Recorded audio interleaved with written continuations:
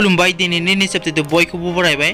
दिनैनि फार्स्ट निसाबथियानो जाहैबाय दिल्लीआव आसामनि सासे सिख्लानि गोथै सह मोन्दों।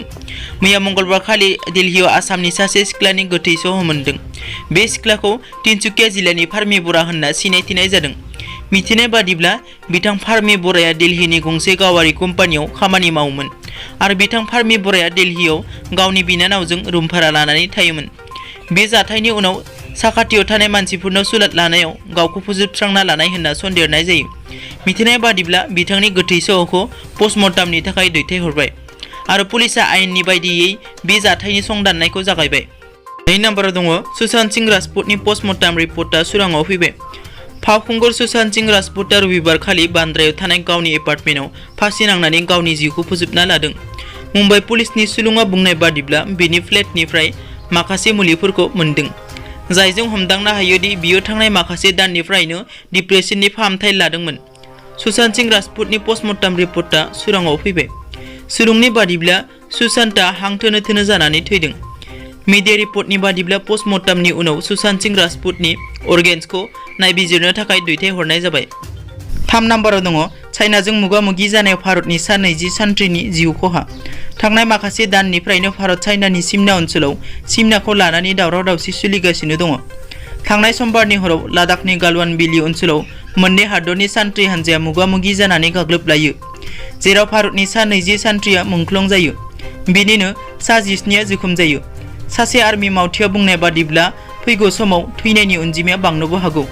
मख'नो गोनांदि बे जाथायनि उनाव मोननै हादरनि आर्मि अफिसार्सफोरा सावरायलायनानै जेंनाखौ सुस्रांनो नाजागासिनो दङ। बबेखानि साननैसो सिगां सावरायलायनायनि उनाव चाइनाया भारतनि ओनसोलखौ दखल खालामनाय जायगानिफ्राय फावसायना थांदोंमोन, नाथाय साननैसोनि उनावनो मोगा-मोगि जानानै गाग्लोबलायो। सुलुंनि बादिब्ला बे गाग्लोबलायनाय जाथायाव चाइनानि सा 43 सान्थ्रिया खहा जायो, नाथाय चाइनाया गोजाम आखु बायदि बेनि खौरांखौ सुराङाव लाबोआलासे दोनखोमायो। 4 नम्बराव दङ आसामनि गंथाम मुलुगसोलोंसालियाव हायार सेकेन्डारि लेभेलखौ सोफागोन। मुलुगनाङै सिलिंखार खालामग्रा कर'ना भाइरासनि थाखाय गोबां सोलोंसालिया बन्द जानानै दङ, जायनि थाखाय फरायसा फरायसुलिफोरा जेंनाजों मोगा-मोगि जानांदों।